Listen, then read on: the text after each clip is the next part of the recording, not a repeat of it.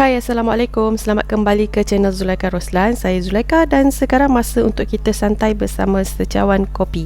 Terima kasih sebab sudi klik video ni, dan untuk video pada kali ni saya ada sedikit perbezaan lah. So sebenarnya video kali ni adalah hasil daripada perkongsian cerita daripada kawan saya yang hijab matanya terbuka. So disebabkan dia ni hijab mata terbuka, jadi dia lebih sensitif terhadap persekitaran, terutamanya kepada benda-benda yang tak boleh dilihat dengan mata kasar. Jadi sebelum saya mulakan mengenai cerita mengenai pengalaman-pengalaman seram yang pernah dialami, apa kata kalau anda tekan button subscribe dan aktifkan notifikasi loceng, sebab sebenarnya saya memang ada banyak lagi perkongsian menarik untuk dikongsikan kepada anda. Sebab saya ni dari dulu memang saya sangat minat dengan cerita-cerita seram seperti ini, dan memori saya agak bagus sebab saya boleh mengingati cerita-cerita yang diceritakan oleh mereka kepada saya lah.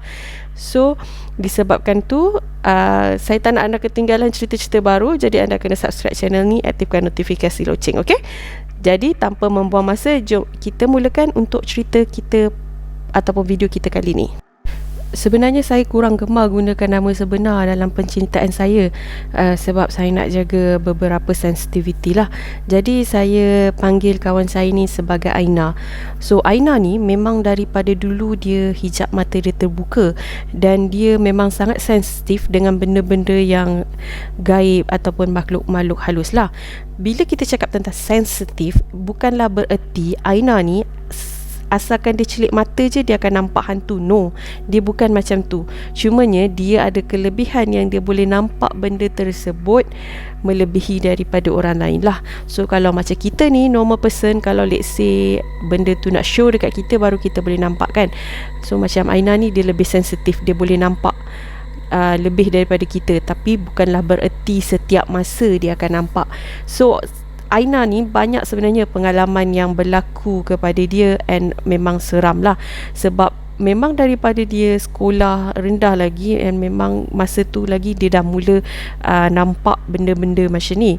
So untuk video kali ni saya share dekat anda 3 pengalaman seram yang pernah berlaku kepada Aina. InsyaAllah kalau ada rezeki, kalau Aina ada share lagi cerita kepada saya mengenai penampakan, saya akan kongsi lagi dekat anda. So untuk yang cerita pertama ni, sebenarnya cerita ni straightforward sangat. Dulu Aina ni tinggal kat Johor. Rumah kampung dekat Johor. Kalau orang Johor dia tahulah macam mana keadaan dia. So Aina ni dulu dia pernah, masa dia sekolah rendah, dia pernah pergi kelas malam lah. So dia ada kelas tambahan masa tu. So balik daripada kelas tambahan, ayah dia ambil dia naik motor, and masa dia on the way nak balik rumah tu, biasalah kalau kita atas motor mata kita mesti melilau-lilau kan. So Aina ni dia terpandang ke arah cermin sisi motor yang ayah dia bawa masa tu, dan daripada cermin sisi tu dia nampak satu susuk tubuh sedang melompat-lompat mengejar kenderaan mereka, dan makhluk tu adalah pocong. Daripada cermin sisi tu dia nampak pocong tengah lompat-lompat kejar motor diorang, dan disebabkan dia terlampau terkejut dan takut, dia terus suruh ayah dia bawa motor laju-laju, sebab dia nampak benda tu memang tengah chase diorang pada masa tu.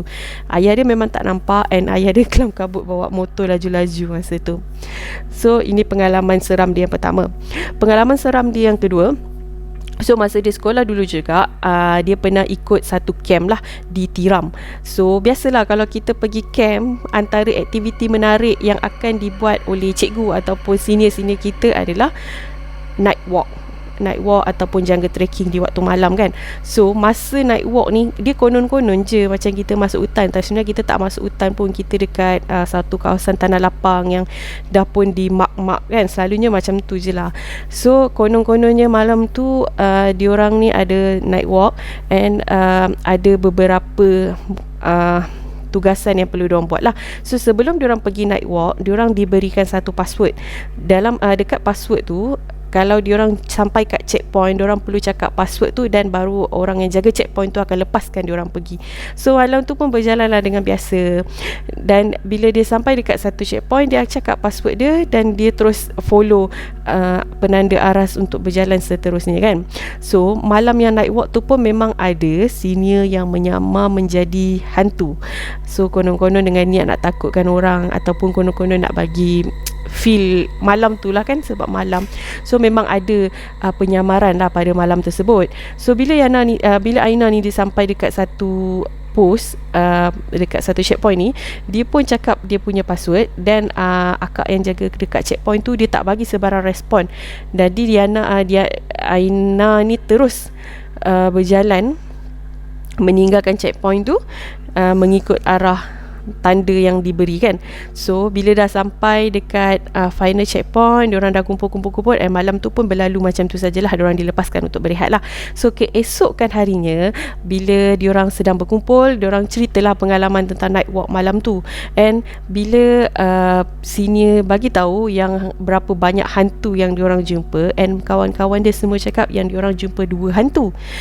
Dan masa ni Yana dah pelik, sebab orang lain kata dia jumpa 2 hantu, tapi Aina ni dia jumpa 3 hantu kot. Dia kata masalahnya Aina jumpa 3 hantu tau, bukan 2.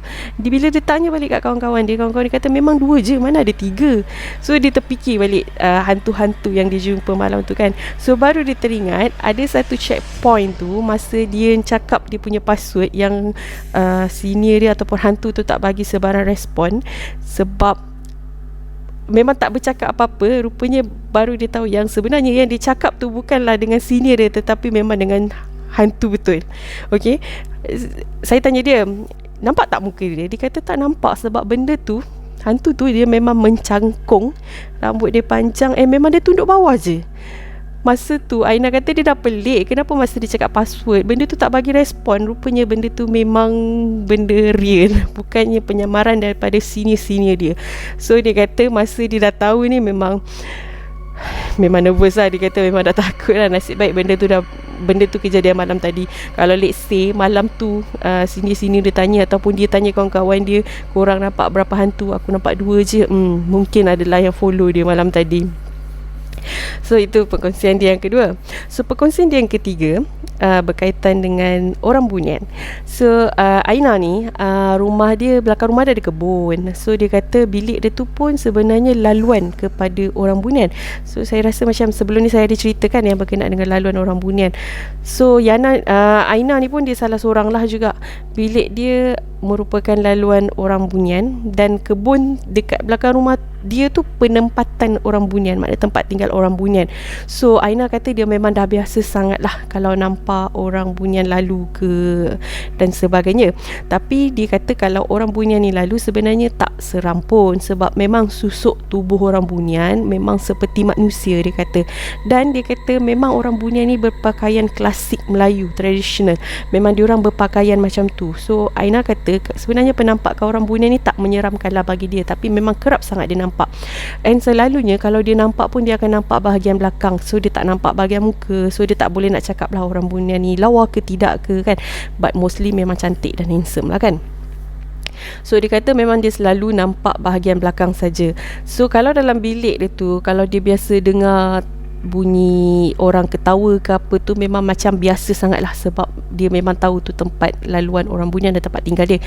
But dia kata benda yang selalu dia dengar adalah nyanyian. Dia kata orang bunian ni suka sangat menyanyi, sebab dia selalu dan kerap sangat dengar orang bunian ni menyanyi. Bukan perempuan je, lelaki pun ada. Kadang-kadang tu berkumpulan lagi, seolah-olah mereka ni memang selalu berpesta macam tu lah. So Aina ni kata, kenapa saya asyik sasul lah nama dia, macam pelik pula. Aina. Okey lah, sebab tak lah, mungkin sebab saya guna nama Aina kot kan. Dia macam mirip-mirip dengan nama, macam ramai sangat orang nama Aina. Okay, right, sorry kalau korang dengar suara tu, nama tu bercampur-campur, kejap Aina, kejap tu, kejap ni kan. Okay, so apa-apa pun tu semua nama yang tak tepat lah saya bagi tahu dulu, kadang lain pula jadi dia. So Aina ni kata memang kebiasaan sangat lah kalau let's say dia nampak orang bunian dekat susuk orang bunian ni dekat rumah dia. And seperti yang kita tahu, memang orang bunian ni susuk dia seperti manusia, dan diorang memang berpakaian agak klasik lah sebenarnya.